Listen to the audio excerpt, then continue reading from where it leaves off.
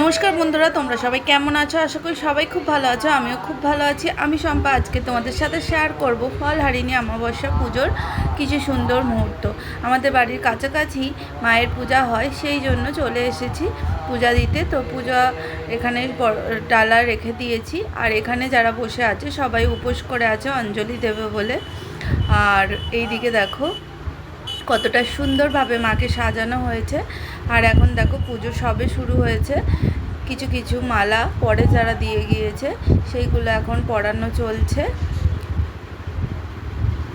আর এই দিকে দেখতেই পাচ্ছ সবাই পূজা দিয়েছে। আর এই দিকে দেখো সব প্রদীপও সাজানো আছে, রাত্রিরে পূজার সময় জ্বালানো হবে। আর ওই সাইডটা খিচুড়ি আলুর দম খাওয়ানো হচ্ছে, সেটাই তোমাদের সাথে শেয়ার করলাম। আর আমি একাই যেহেতু ভিডিওটা করছিলাম, তাই আমি আর ভিডিওর মধ্যে আসতে পারলাম না। তো কেমন লাগলো ভিডিওটা অবশ্যই জানিও।